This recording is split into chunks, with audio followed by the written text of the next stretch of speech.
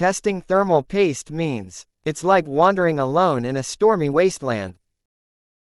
The more I investigate, the more my legs become entangled and my destination becomes a blur. Before I knew it, I had reached a dead end at the top. You may even lose your way back home. But please don't forget. In this place called the video streaming site, with friends who leave footprints in the same wilderness, that we were together.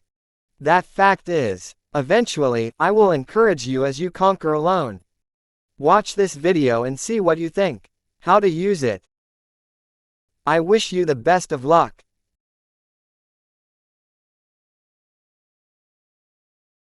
Hello, I'm Aretha. I started with an introduction where 90% of people seem to leave by the time the main story started. I intended to make a video that would not cause any loss to the people who have been watching this far. I would appreciate it if you could watch it until the end. Today's video is, do you know its true performance? Thermal paste battle. Thermal paste available in Japan.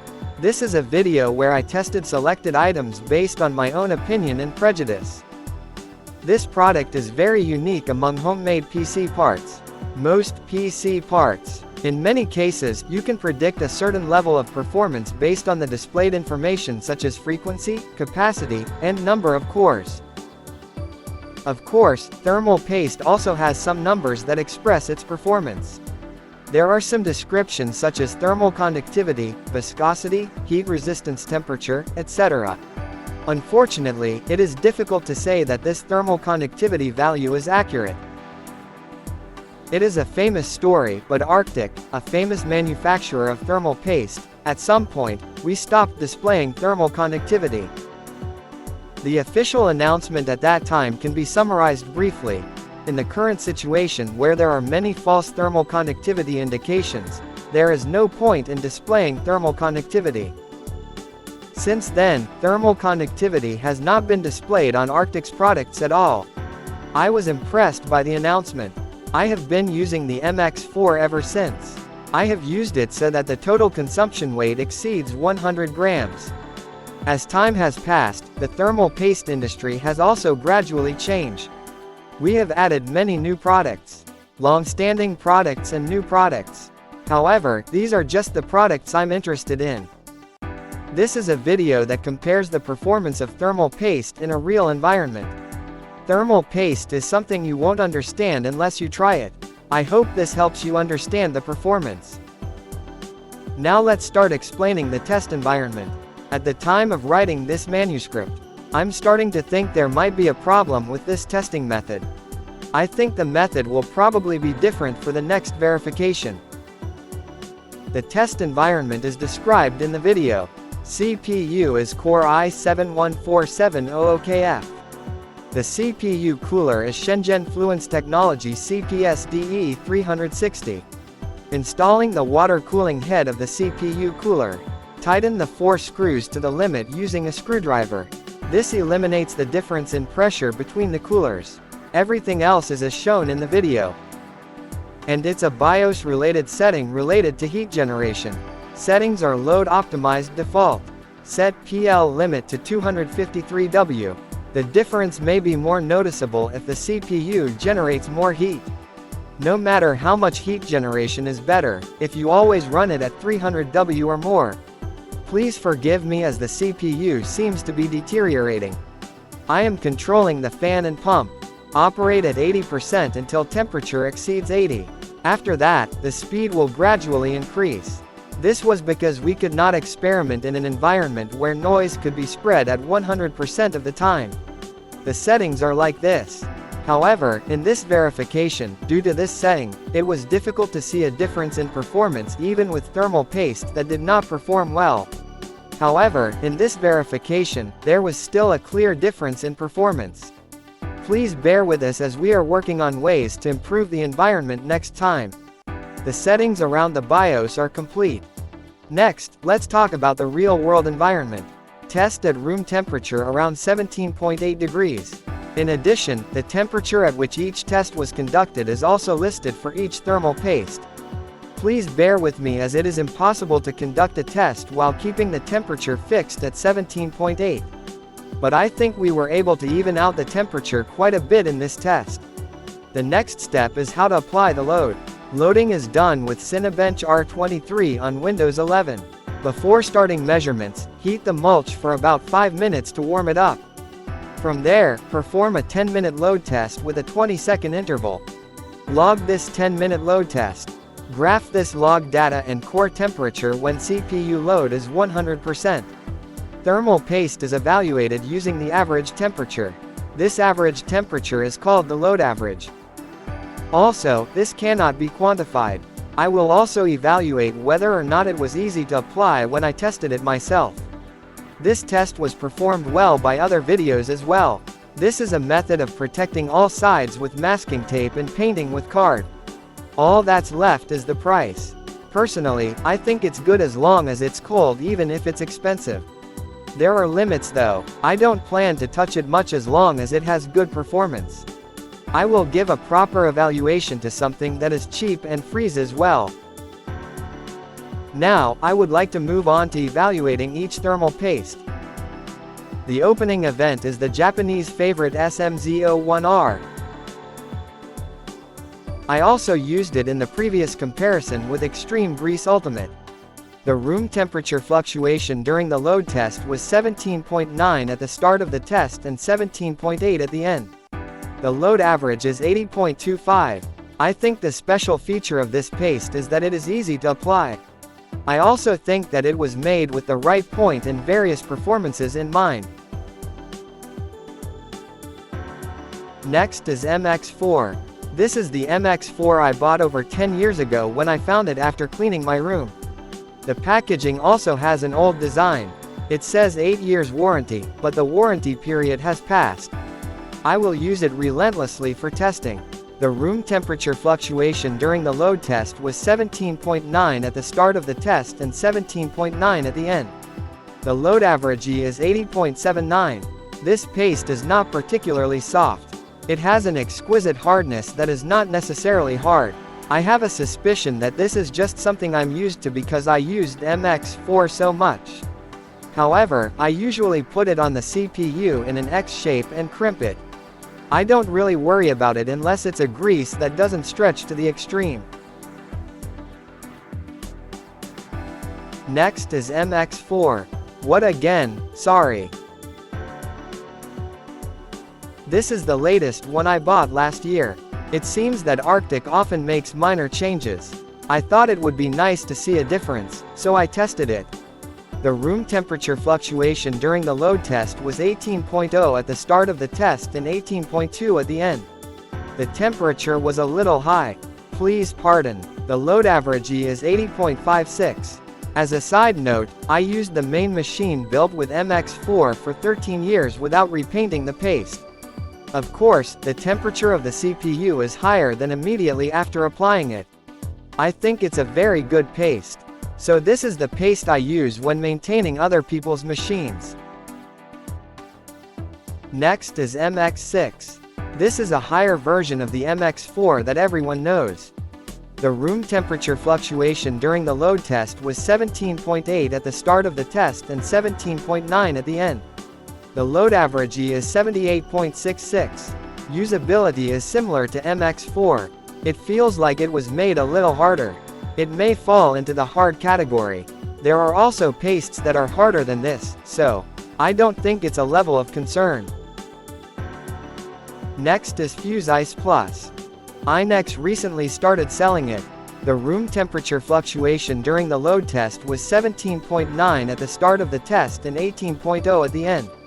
The load average is 78.03. It is not made by INEX, but it seems that it is manufactured by Iceberg Thermal. This paste has a special syringe, not the common syringe type. It can be applied over a wide area on the spreader as it is. I'll post a photo, but it looks like this. So I thought it would be easy to apply. I will talk about the details later. Next is PH10. This is cheap on Amazon. I originally bought it with the intention of using it for proper verification. The room temperature fluctuation during the load test was 17.8 at the start of the test and 17.9 at the end. The load average is 79.66.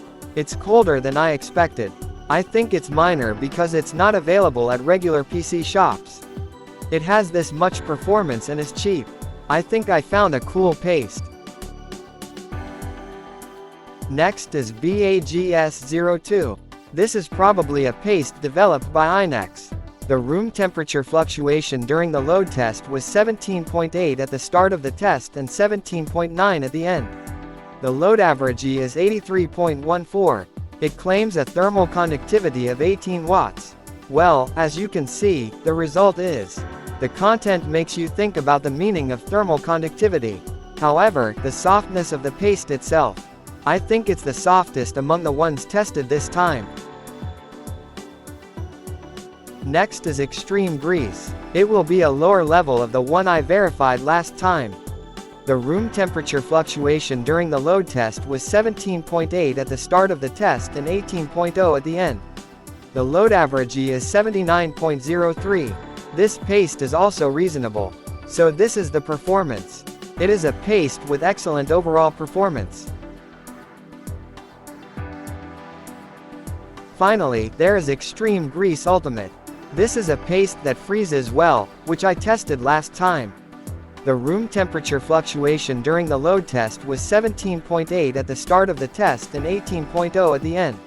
The load average is 78.64. It's very cold. In this verification, we warmed the entire syringe before application. By doing so, it is better than applying without heating.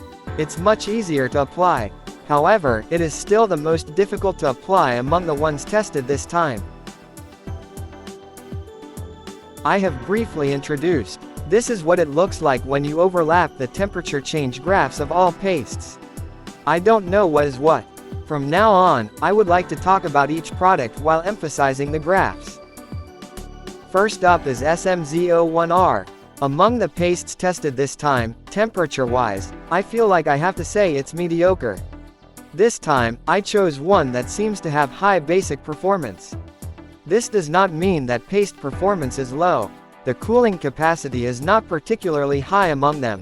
I think it has a good balance between ease of application and cooling ability. However, since it is called an overclocking paste, I would like it to be colder. If you are trying to overclock a current high-grade CPU, the heat generation will easily exceed 300W. I think it might be lacking in power if you try to use it in that class. Next is the older MX4. I can't get new copies of this paste anymore, so I don't have anything special to say about it. If you have an old MX4 at home, I think there is no problem even if you use it normally. I bought this 10 years ago. Since the warranty has expired, there is a possibility that it has deteriorated. Still, it has this much cooling performance. As of 10 years ago, Arctic was at a level that could compete with modern pastes. So it means that they were making a paste with performance. Paradoxically, there is a suspicion that even with today's pastes, there has not been much. Next is the newer MX4. It's cooler than the old MX4. It feels slightly softer than the old MX4. But I don't know if that's a characteristic of the product or if it's due to deterioration over time. It's not a big change in the ease of application. In other words, it is harder than SMZ01R and does not cool down. It may sound like an incredibly disappointing paste, but reasonable price for a product from a major manufacturer. It's no wonder that there are loyal users all over the world. It's not specifically labeled for overclocking. MX6 exists as a higher grade. I think it's a well-balanced product. Personally, I have been using this paste myself for many years. I think I will continue to use this when maintaining other people's machines. Next is MX6. Of course it gets colder than the MX4. And of course it's harder than MX4. This paste is also loved by users all over the world. Actually, this is my first time using an MX6. I think it's a pretty good paste. When we test such major products again, I think it's good to be able to firmly check the position of the product. As a product with this class cooling performance, the price is also reasonable. Next is PH10. Apparently it's made by a company called Novanest. I can't find detailed information even after searching the internet. It seems that they also manufacture CPU coolers and fans. It's a company with many mysteries. The PH10 tested this time is very good. Among the pastes tested this time, it is top class in terms of softness and ease of application. I guess it's a little softer than SMZ01R. It feels similar to Extreme Grease. It also says it won't harden for 5 years. If that's true, it's a paste with incredible cost performance. It was 1,280 yen for 10 grams. The performance immediately after application is perfect. I'm thinking of using it for verification purposes. I don't want to use it for maintenance on other people's machines because I'm a little scared. Next is FUZEicePlus. I've been interested in this paste for a while. I went to buy it after official distribution started in Japan. I was disappointed when I saw it at the store. 2,280 yen. It's expensive. It weighs 3.5 grams, so it's not a particularly large amount. I bought it because I was interested in it even before official distribution. I know the final price overseas. I'll just say that you're taking a lot of margin. Performance as a paste was excellent. When it comes to ease of application, the idea is different from other pastes. It is usually spread with a card or spatula, or on a spreader. I think it's like writing an X character. It is also written on the manufacturer's website. It seems that the premise is to pull it thickly in the middle and crush it with a cooler. If you try to spread it with cards, it may be difficult. And since this paste itself is hard, if you try to put it out straight and without interruption, I will be using a considerable amount. If you crush it in a cooler in that state, the amount is obviously excessive and the area around the CPU is pasted and becomes ridiculous. This type of product is also sold by Cooler Master. I think that's the reason why there are so few manufacturers selling it. Its performance as a paste is excellent. If you are interested, I think it would be a good idea to buy it. Next is BAGS02. This is the war criminal. When you buy this paste, it comes with a card, a spatula, and a sheet for wiping off the paste. It's nice to have such a strong service spirit. There is a problem with the performance of the essential paste. First of all, it doesn't get cold. It claims to have a thermal conductivity of 18 watts. Judging from this result, I don't think it's a legitimate number. Measuring thermal conductivity, it's definitely not something that an amateur can do. I have no choice but to trust the manufacturer's official figures. When you see products with results like this, I think we will lose confidence in the numerical value of thermal conductivity. To be honest, I don't trust thermal conductivity at all, and general users rarely buy a large number of pastes and test them. Therefore, I bought it because of the numbers and the price was just high. Events such as continuing to use paste with poor performance may occur. I don't think there should be products that prey on information-poor people. And there's another problem. It is not uncommon for thermal paste to contain finely crushed metal. This paste is too grainy. Use this paste to repaint and test. I've done it a total of 5 times. 3 times the copper base plate of the CPU cooler was scratched. The CPU spreader was also scratched once. If the spreader is damaged due to various reasons, replace the cooler head. I moved it to the side. Still, this is the first time in my life that the spreader was damaged. I have had scratches on the copper plate before. In this test, we tried to avoid any difference in the crimping force. I'm installing the cooler under a lot of pressure. It does mean that it gets scratched easily. It doesn't stick at all with other pastes. I only get this product. I think this product is abnormal. The softness of the paste itself is definitely the softest of the ones we tested this time. However, I think that if you are going to paint with a card, it will be easier to paint if it has a certain degree of hardness. It's hard to apply when it's this soft. I don't want to say anything that criticizes the product too much. I'm sorry, but I can't find much to praise. The included card was used throughout this verification. Relax and use Extreme Grease. This is a product from an up-and-coming manufacturer. I had information that it seems to be quite good. I have to actually buy it myself, verify it, and submit the data to confirm it. I can't trust paste at all, so I verified it properly. After testing, I think this paste is good. The thermal conductivity after 4 years of use is also listed as 8.8 watts. I can't say anything about this. Results will be visible after 4 years. I don't even know if this product will be on sale at that time. I think the softness is not much different from SMZ01R. I think it's pretty good because it's this viscous and cools this much. The low price of approximately 900 yen for 4 grams is also attractive. I think there are more good options, coupled with ease of application. Finally, there is Extreme Grease Ultimate. In this verification, it lost to FUZEicePlus. I won in the preliminary test. That being said, there is no point in tampering with the actual data collection data. I'll leave it as is. There is no doubt that this paste is quite hard. I have a suspicion that my own application is failing. This time I warmed it up before applying it, although it was easier to apply than the last time I did it. Still, this paste is difficult to apply. Probably put it in an X shape and crimp it. I think it would be better to apply the load once and then tighten it again. I think the availability issue will probably be resolved in the future. I'll try a little more the next time I test it. After this verification, I will think about the recommended paste. Paste has its pros and cons, so I don't think you will need any other products if you have this product. So I would like to make recommendations based on usage. Products for beginners. This seems to focus on ease of application. We will assume that we do not place too much emphasis on cooling performance. I'd like to say pH10, but I can't take responsibility. Probably SMZ01R or Extreme Grease. If you don't want to maintain it after painting, use MX4.